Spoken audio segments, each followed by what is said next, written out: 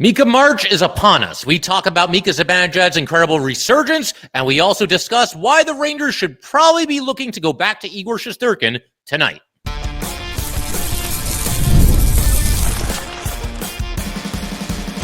You're Locked on the New York Rangers, your daily podcast on the New York Rangers. Part of the Locked On Podcast Network, your team every day.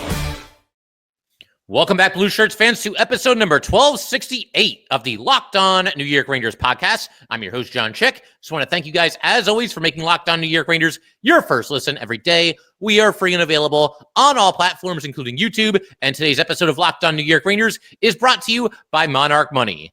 Take control of your finances with Monarch Money. Use code LOCKEDONNHL at monarchmoney.com for 50% off of your first year. And we are, of course, part of the Locked On Podcast Network, your team every day. So the Rangers with a really solid 4-0 road shutout of the Columbus Blue Jackets. We talked about how going into that game, it was probably the biggest game of the season.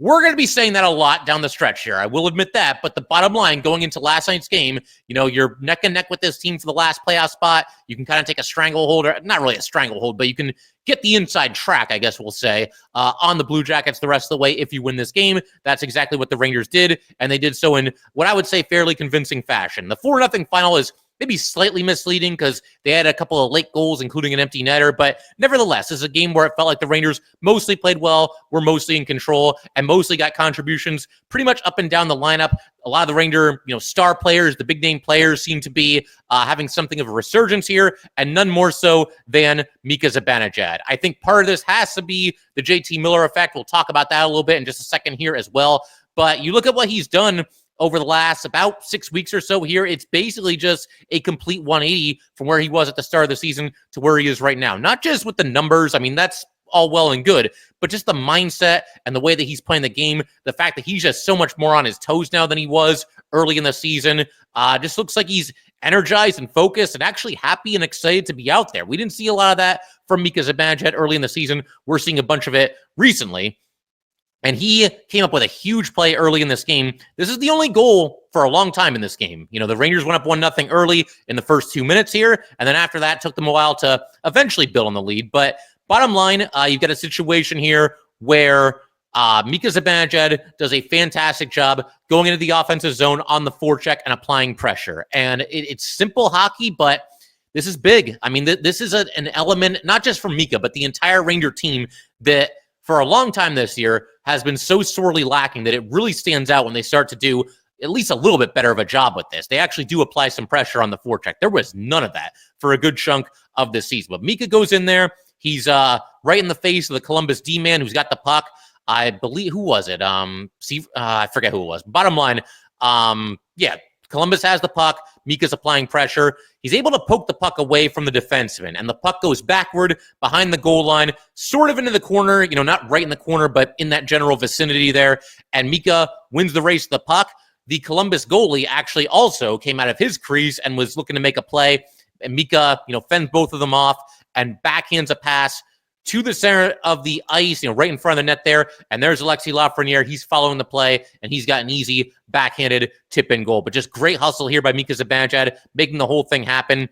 Big goal for Alexis Lafreniere. He had gotten 14 goals without scoring before this one. And, you might see this and think like, oh, yeah, great job. You scored from the doorstep on a wide open net. It's something. And Alexis Lafreniere in these last two games, I think that move to the JT Miller line has really helped him. Playing with JT Miller has very clearly helped Mika Zibanejad. And you know what? If that's what's working, then keep rolling with it. Bottom line, though, you'll take a goal any way you can get it. When you're Alexis Lafreniere and you've had a tough season and you've gone 14 games without one, you'll take it. And if nothing else, at least give him credit for being in position, following the play, understanding the fact that, the net's open, reading it, getting in front of the net there, knowing that if Mika wins the race of that puck, that, I can be there and I can tip it in from the doorstep if he's able to get it to me. But great play there by Mika Zibanejad. And then there was this play, and this is a play that really got some people talking, probably even more so than the play I just described. But we saw Mika Zibanejad absolutely just steamroll his opponent. I think it was maybe like a shift or two after the one that I just described, but it's kind of a similar situation. It's on the other side of the ice here, but it's in the Columbus zone, and you've got Mika going in looking like he's forechecking hard on this play, and goes after the defenseman, hits the defenseman, absolutely just trucks him, steamrolls him, puts the guy right on his back. One of the most solid hits that you'll see from Mika Zibanejad. He's been doing a little bit more of this recently, and this is why I say that I think that playing with JT Miller has affected Mika in a positive way, but he just straight up trucked this guy. Good clean hit, knocks him off the puck, obviously. I mean, the guy's flat on his back. It's hard for him to play the puck. But Alexis Lafreniere was able to pick up the puck at that point, and then he centered a pass very quickly to Mika Zibanejad. Mika was not able to convert there, but the bottom line, just a really strong play there from Mika Zibanejad. The kind of play that I think gets you excited more so than any goal or any assist could, when you just see Mika playing a better brand of hockey like this. And something else that I want to mention here while we're on the subject, obviously we saw Mika set up Lafreniere for a goal. We almost saw Lafreniere set up Mika here. I've said this in the past. I'll say it again here. Mika and Lafreniere, we haven't seen them as line mates all that often, but when they have been line mates in the past, I believe they have shown some sneaky good chemistry. And we saw examples of it here, and we hope, obviously, that we see that going forward. And obviously, playing with JT Miller seems like it's worked wonders for both of them. And it's worked for everybody else, too. Cooley moved away from that line, but he's with Panarin, and he's with Trocheck, and they had a solid night as well. And Will Cooley continues to improve his play. He's been down a little bit, just like a lot of players on this team had been. We're seeing more of the Will Cooley that was so impressive in the early portions of the season. And that's been fantastic as well. But yeah, overall, just a really solid game for Mika. He was all over the place, had a chance to score on a deflection a little bit later in the first period, just missed there. He also made a play at the beginning of the second period, and I've talked about this too. We talked about it in the last game when Alexis Lafreniere made a nice defensive play. I'm looking for the Rangers to make plays at the start of periods because, again, we've talked about how much of an issue that's been for this team. They've really struggled in the first couple minutes of a period. So I'm looking for anything, any positives, right? There was a play about 2 or 3 minutes in the second period. So we're still kind of getting back into the swing of things here. It's early in the period.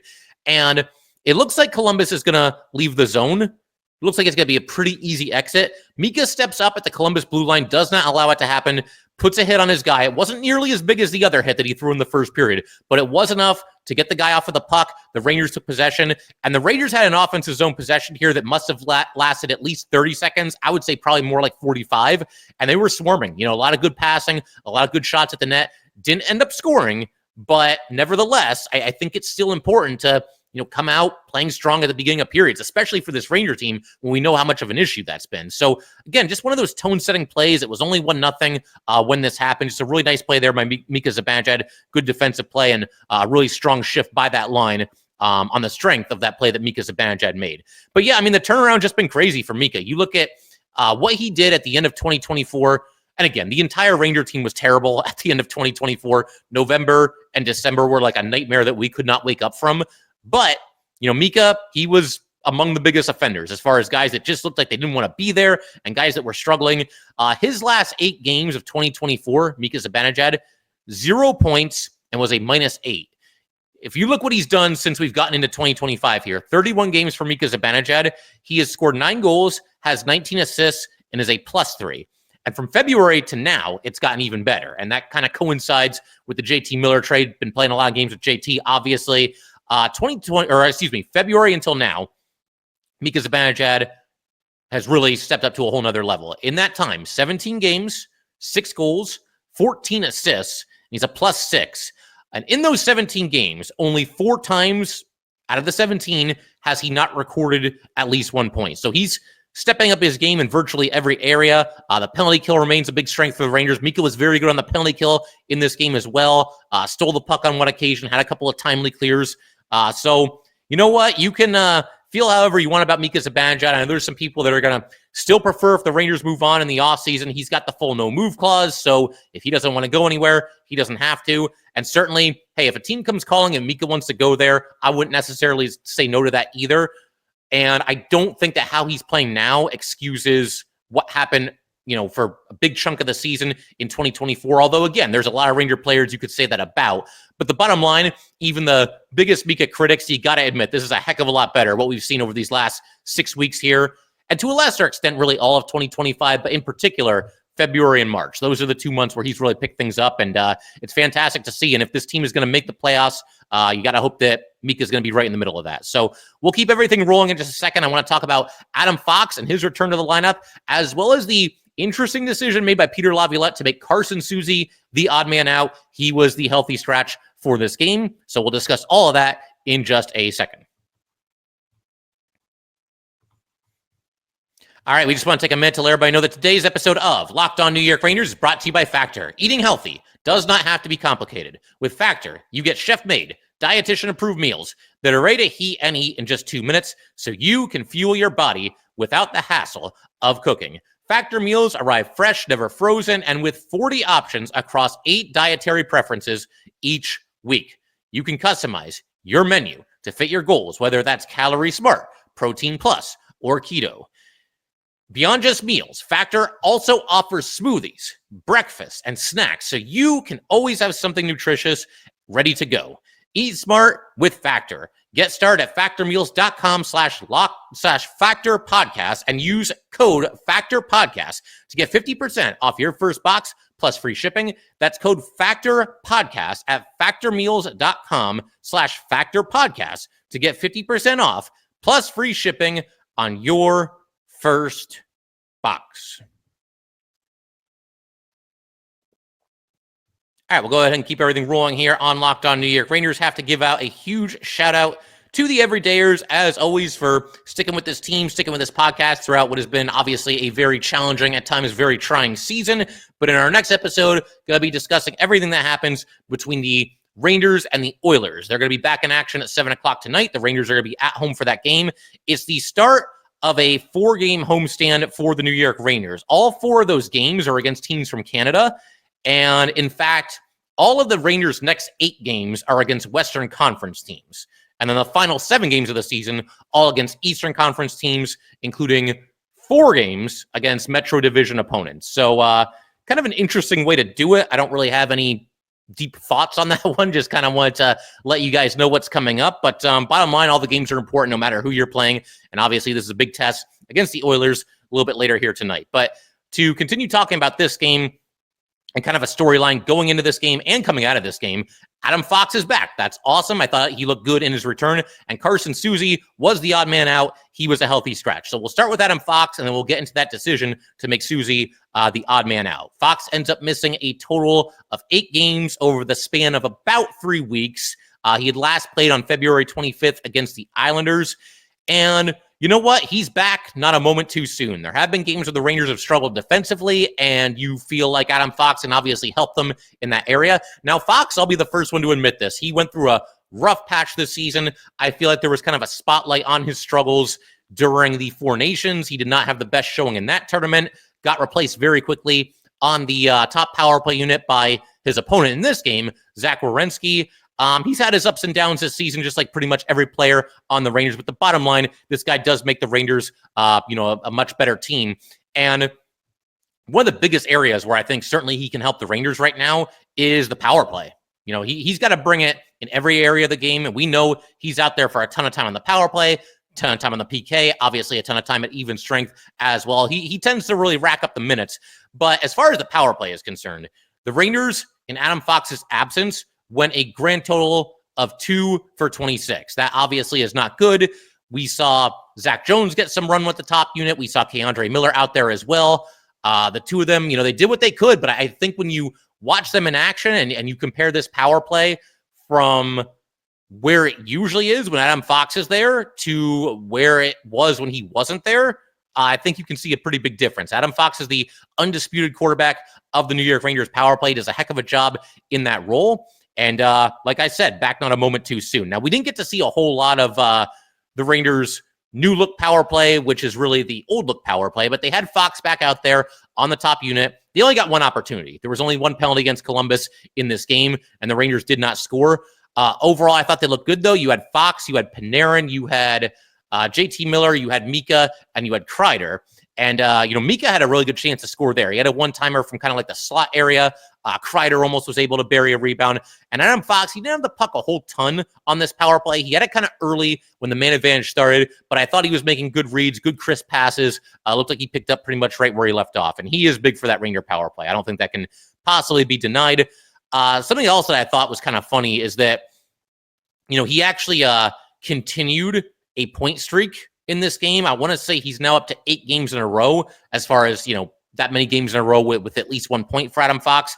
But for all of his struggles, it's interesting because in his last 14 games, including the game last night, Adam Fox does have 3 goals and 12 assists. So the guy is at a point per game during a stretch of hockey where it felt like he was kind of struggling a little bit. And there's times he had some bad games. There's no doubt about it. But that assist that he got on Trocheck's empty netter last night, that ran his point streak to 8 consecutive games. So that's obviously great to see. The other thing that I thought was kind of interesting is that obviously Carson Soucy was the odd man out of the Ranger lineup. Once you hear that Adam Fox is on his way back, you kind of think like, okay, well, Zach Jones, he's the guy that's going to come out of the lineup. That's just the way that the Rangers seem to do things. Jones is always destined to be kind of the odd man out. And they could have done that. They chose not to. It ends up being Carson Soucy, and I give Peter Laviolette some credit for doing that because I think when you watch the last handful of games here that the Rangers have played without Adam Fox, I think the one defenseman that's probably scuffled more than anybody else is Carson Soucy. Now, I'm not ready to write this trade off as a complete failure or anything like that. He has only played 4 games with the Rangers. He had that goal in his debut. That was great. He's a -2 in that time. Something that is kind of telling, though, as far as I think like what Peter Laviolette maybe thinks of Soucy's play thus far. He has averaged, and it is just 4 games, but he has averaged 13 minutes and 42 seconds. He was getting 18 minutes and 22 seconds with the Canucks. So about a 5-minute drop-off there from one team to the next. And that might eventually level off, if Soucy gets back into the lineup and whatnot. But yeah, I mean, I think that was pretty interesting. First impressions of him, I don't feel like he's really played all that great, if we're being honest here. Clearly, there's some physicality to his game. 9 hits in his first 4 games, and we've seen him, deliver some hits in the first handful of games that he's played for the Rangers. But something that's kind of stood out in a not so good way, he doesn't seem to be the most mobile player out there. Certainly not the fastest, and that's okay. Not every defenseman needs to be a speed demon. You certainly don't need to be at all. But his skating isn't great. There's been a couple times where he's gotten caught out of position pretty flagrantly, and a couple of times where that's led to a goal as well. So I don't think he's had a great start. And honestly, I have no issue with them making him a healthy scratch. I just didn't think that they would do it. I thought for sure it would be Zach Jones. And I realize, when you're deciding which defensemen are in the lineup, which defensemen are out of the lineup, there's the whole lefty-righty thing to consider. Do we want 3 guys that play on the left side, 3 guys that play on the right side? I don't worry about that too much because to me, there's always a way around that. All it's ever really going to take at worst is you'll have one guy that's usually on the right side playing on the left side, or vice versa. One guy that's usually on the left side playing on the right side. And if you got 6 defensemen in your lineup, then there's probably at least one guy that can handle that. And you can move forward. Maybe it's not perfectly ideal, but one guy out of 6 should be able to switch sides of the ice if you need to. So to me, it's more important to go with the best 6 defensemen than worry so much about righty-lefty all the time. But bottom line, I think that's what the Rangers did. They went with the 6 defensemen that they felt gave them the best chance to win this game. I thought for sure it would be Jones coming out, and if not him, probably Vakanainen. Vakanainen actually got a promotion. We're going to talk about that in just a little bit here. But to kind of put a bow on the Soucy talk here, again, I still like the trade, a 3rd rounder to bring him in. It was a buyer's market. I feel like the Rangers got him at something of a reasonable price. And I do think there are probably better days ahead for Soucy. The risk is very small. He's under contract for only 1 more year. I like that as well. And the cap hit is, I believe, $3.25 million. So it's a very reasonable price. He's only played 4 games. I'm not going to jump to any rash conclusions and say that this is a terrible trade by Drury or anything like that. Let's see how things play out. But I'm very curious to see when he gets back into the lineup, what that's going to take. I don't think he'll be there for this game. I mean, I guess you could make the argument that, well, it's a back-to-back and let's get somebody fresh in there. But coaches tend not to do that when you're coming off of a win. So very curious to see how this situation plays out. If he ends up as the de facto number 7 defenseman down the stretch, if he eventually takes Jones's spot, if he's in there for Vakanainen, whatever might happen. But as for Fox, yeah, once again, good to see him back. He was actually only out there for 20 minutes and 36 seconds. which is a pretty light workload for Adam Fox. I don't know if maybe the fact that he was back from injury had anything to do with that. But bottom line, yeah, overall, I think a solid re-debut. Interesting to see him out there with Vakanainen as well. I think some of us figured that he'd be out there with Soucy. Soucy didn't even play in Fox's return to the lineup. I've always kind of tossed out the idea of maybe putting Jones with Fox, but there's a lot of redundancy there, so I don't, it's not my favorite. We saw it when Jones debuted years ago, but I don't think the Rangers are married to that, and, obviously that was a whole different coaching staff and whatnot. As far as other options, I'd love to see Schneider with Fox at some point. Now, Schneider would have to switch sides. Maybe that's something you do going into next year if you want to experiment with it a little bit. For the time being, though, interesting that they went with Vakanainen. I think that's certainly a vote of trust in Vakanainen, and curious to see where that pairing can go after a solid debut together in this most recent game. So, got to keep everything rolling in just a second. We're going to talk about Igor Shesterkin, and more specifically, why I'm hoping that he will be back out there for this game tonight against the Edmonton Oilers, and we will discuss that in just a second. All right, we just want to take a minute to let everybody know that today's episode of Locked On New York Rangers is brought to you by Wonderful Pistachios. Looking for a snack that is both delicious and nutritious? Crack into a good source of protein with Wonderful Pistachios. Wonderful Pistachios is one of the highest protein nuts. Each 1 ounce serving has 6 grams of protein, giving you over 10% of your daily value. Plus, they're packed with fiber and better for you unsaturated fats that help keep you feeling fuller longer. Personally, I love the no-shells variety. It is the perfect grab-and-go snack for busy days. The satisfying crack of opening each shell, it is like snack meditation. Whether you're running between meetings or dropping off the kids, Wonderful Pistachios are the snack that works just as hard as you do. Get snackin' and get crackin' with the snack that packs a protein punch. Visit wonderfulpistachios.com to learn more. And today's episode of Locked On New York Rangers is also brought to you by Monarch Money. Ever check your bank account and wonder, where did all my money go? Between dining out, online shopping, and entertainment, it's easy to lose track. That's where Monarch Money comes in, your personal CFO, giving you full visibility and control over your finances. Monarch Money isn't just a budgeting app, it is a complete financial command center. You can track all your accounts, investments, and spending in one place, so you stop just managing your money and start building wealth. Managing money with your partner is smoother than ever. You can track shared and personal accounts, set goals, and stay on the same page without all the stress. Instead of juggling multiple apps, you can use Monarch to check your finances, track spending, and even plan your long-term goals. Take control of your finances with Monarch Money. Use code LOCKEDONNHL at monarchmoney.com for 50% off your first year. That's monarchmoney.com, code LOCKEDONNHL for half of your first year. All right, let's go ahead and wrap up today's show by talking a little bit about the debate as far as who should play a net against the Edmonton Oilers tonight for the New York Rangers. So for me, it's got to be Igor Shesterkin. I don't think it's the end of the world if you go with Quick here, but I am firmly for Team Igor for this next game, and that's nothing against Jonathan Quick. I just feel like, given where we are in the season, given where the Rangers are in the standings, given the fact that, the good vibes are building right here and it's time to step on the gas and go for it, I think Igor Shesterkin has got to be the guy. One thing I will acknowledge here that makes it difficult, at least a little bit difficult, to go with Igor again, is that you are going through this stretch here where you've got 9 games in 15 days. And if you don't give Quick a game here, then when? I mean, do you just not worry about giving him another game? Do you just keep going Igor the rest of the way? I mean, I guess you could do it. I think you run the risk of maybe running him into the ground, though, given the heavy workload that we're looking at. But to kind of map everything out here, again, 9 games in 15 days, the Rangers are in the middle of that stretch. So, after this game against the Oilers, the Rangers then will play 3 games where they're alternating. They'll have a day off after today, then they'll play, day off, then they'll play, day off. And the 3 opponents there, all home games, they're against the Flames, Leafs, and Canucks in order. So if you don't play Quick in this game tonight against the Oilers, do you put him against one of the other teams from Canada there? I mean, you could. Maybe there's a better matchup for him. Maybe the Flames would make more sense. But then again, if you do that, if you're willing to play Quick on Tuesday, then maybe you just play him here on Sunday It's hard to know for sure how to go with this, but to keep mapping everything out here, after the games I just mentioned, the Rangers will have 2 days off.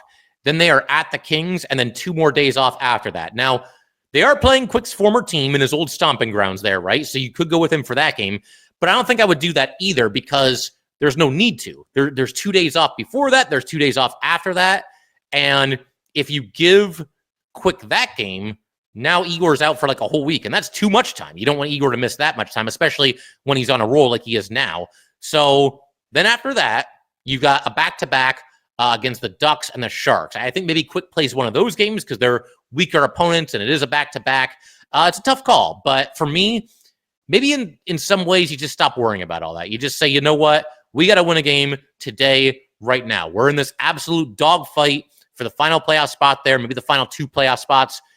Don't rule out the Rangers catching the Devils. I mean, if they win tonight, I think they're only 4 points behind them.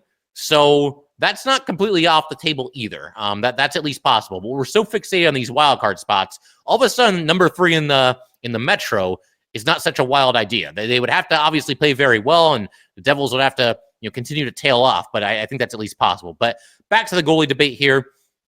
There are also 2 more back-to-backs after the one that's happening right now. So you could argue that maybe that's when you look to get Igor, the back-to-back games rather than right now, because in theory, those games will probably be even more important. But I don't know. For me, the biggest reason to do this is kind of like a call to arms for the players. Because at a certain point, I think Laviolette, the coaching staff, you got to send the message that, okay, guys, we're right in it. We're in the weeds. It's been a tough season. We're pushing forward. We're going to find a way into the playoffs, and I'm not going to mess around here. We're going with the franchise goalie. We're going with Igor Shesterkin. We're going with the guy that's played very well recently and the guy that gives us the best chance to win. And as far as workload is concerned, or is he going to wear down, I mean, you just deal with that as it comes. If you, as a coach, feel like, okay, this guy needs a day off, then you give it to him then. Igor Shesterkin right now, at least to me, does not look like a goalie that needs a day off. And he's obviously feeling very good recently. If you look at Igor's last 8 games, 4-2-2. He's got a save percentage of .929 in that time span. And he's also allowed 2 goals or fewer in 5 of those 8 games. So that's all very encouraging. There's also an interesting stat that was kicking around on social media. And this is another reason, as far as like the tactical reason, why to go with Igor in this game. Playing a back-to-back does not seem to bother Igor Shesterkin in the slightest because he has done it 4 times now, started both games of a back-to-back for his career. In the second game of all 4 of those back-to-backs put together, combine all his stats, he is 4-0. I might already have you there. He's 4-0. He's also got a save percentage in those 4 games of .933. So clearly, it doesn't seem to bother him that much. He's still young. What is Igor, like 28 now, give or take? I mean, he can do it. We're not talking about like a 37-year-old goalie here who desperately needs a day off. This is Igor Shesterkin. This is the guy that is going to be making $11.5 million next season. And I've said many times on here, I feel like the Rangers, all their hopes and dreams as far as the playoffs and what they do or do not do if and when they get there, Igor Shesterkin's going to have a lot to do with that. He's going to have a big say in how the rest of the season goes for the New York Rangers. And I say you just throw him back out there. When I hit record, there had still not been a starting goalie announced for this game for the Rangers. That might be by design. There's no real reason to reveal it. I don't know how much of an advantage you get by not revealing it, but there's no advantage to revealing it. So that might be part of what's going on here. They might still be deciding. The coaching staff might still be talking this over, or maybe the goalies know, but nobody else does. It could be a situation like that. Bottom line, I think it's got to be Igor. Now, that's not to say that it's all doom and gloom if Quick plays this game. That's not to say that Jonathan Quick can't go out there and play a heck of a game and give the Rangers a win. He's more than capable of doing that. He's proven that, multiple times over these last couple of seasons with the New York Rangers here. But for me, from how Igor's playing recently, the fact that he got the shutout yesterday, played very well, made some really nice saves in that game. It was quality over quantity because it ended up being a 21 save shutout, made some really good saves, but it's not like he's coming off a game where he faced 45 shots. He faced 21. So there were portions of that game where he didn't have a whole lot to do, and that's a credit to the Rangers defense. But I think that's also, right there's another reason to go right back to Igor Shesterkin in this game. I want to see Igor between the pipes, but whatever they do, we'll live with it. And let's go Rangers. Let's get another 2 points tonight, and let's keep climbing the playoff standings and get the blue shirts back in there. But that'll do it for today, guys. Once again, if you'd like to get in touch with this podcast, please send an email to LockedOnNY lockedonnyrangers@gmail.com. Once again, that is lockedonnyrangers@gmail.com. Definitely give us a follow on Twitter as well, @jchick17. Once again, that is @jchik17. And definitely subscribe to the Locked On New York Rangers YouTube channel. Thanks again, guys. I will see you next time.